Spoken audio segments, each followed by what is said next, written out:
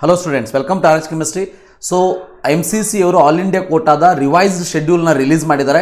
So ಇದರ ಪ್ರಕಾರ ನೀವು ಇಲ್ಲಿ ನೋಡ್ಬೋದು. ಸೊ ಆಲ್ರೆಡಿ ನಿಮಗೆ ರಿಸಲ್ಟ್ ಅಂತ ಅನೌನ್ಸ್ ಆಗಿದೆ. ನಿಮ್ಮ ರಿಪೋರ್ಟಿಂಗ್ ಏನಿದೆ ಅದು 3ನೇ ತಾರೀಕಿನಿಂದ 9ನೇ ತಾರೀಕಿನ ತನಕ ಅನೌನ್ಸ್ ಮಾಡಿದ್ದಾರೆ, ಹೌದಾ? 7 ಡೇಸ್. ಅದಾದಮೇಲೆ second round verification of seat matrix ನೋಡಿ 14th and 15th ಫೆಬ್ರವರಿ ಇದೆ. ಅದಾದಮೇಲೆ ರಿಜಿಸ್ಟ್ರೇಷನ್ ಆ್ಯಂಡ್ ಪೇಮೆಂಟ್ 16th ಇಂದ ಪೇಮೆಂಟ್ ನಿಮಗೆ 16th ಇಂದ 21st ಫೆಬ್ರವರಿವರೆಗೆ ಇದೆ.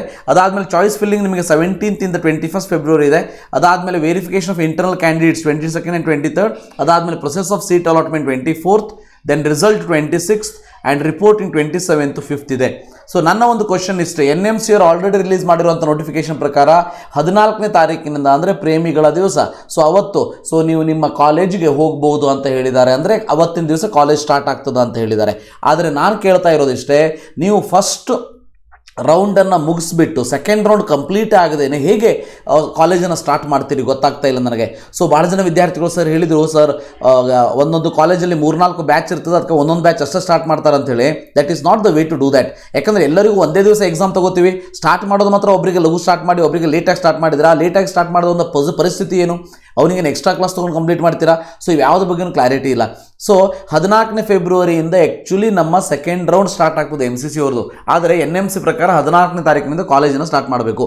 ಸೊ ಅದಕ್ಕೆ ಸೊಲ್ಯೂಷನ್ NMC ಅವರೇ ಹೇಳಬೇಕು. ಮತ್ತು NMC ಮತ್ತು MCC ಅವರ ಮಧ್ಯೆ ಕೋಆರ್ಡಿನೇಷನ್ ಎಷ್ಟು ಚಂದ ಇದೆ ಅಂಥೇಳಿ ನಾನು ಇದ್ರ ಬಗ್ಗೆ ನಾವು ಇದರಿಂದ ನಾವು ಅರ್ಥ ಮಾಡ್ಕೊಳ್ಬೋದು.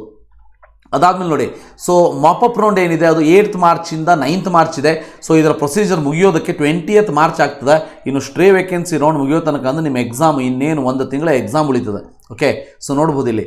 ಸೊ ಇಲ್ಲಿ ನೋಡಿ, reporting and allotted 30th March to 4th April. Stray vacancy round complete ಆಗೋದು 4th ಏಪ್ರಿಲಿಗೆ. ದೇವರೇ ನೀವೇ ಕಾಪಾಡಬೇಕು ನೋಡಿ ಇಲ್ಲಿ. ಸೊ 30ನೇ ತಾರೀಕಿನಿಂದ 4ನೇ ಏಪ್ರಿಲ್ ತನಕ ಇದೆ. ಸೊ ಅಂದರೆ ಇನ್ನೂ 1.5 ತಿಂಗಳ, ಆಲ್ಮೋಸ್ಟ್ 2 ತಿಂಗಳ, February, March, April. Okay, so ಅಂದರೆ 2 ತಿಂಗಳ ಟೈಮ್ ಇದೆ. ಆದರೆ 14ನೇ ತಾರೀಕಿನಿಂದ ಅಟ್ಲೀಸ್ಟ್ ಮಾರ್ಚ್ ತನಕ ವೇಟ್ ಮಾಡೋದು ಬೇಡ, ಅಟ್ಲೀಸ್ಟ್ ಮಾರ್ಚ್ 1st ಆದರೂ ಸ್ಟಾರ್ಟ್ ಮಾಡಿ ಅಲ್ಲ.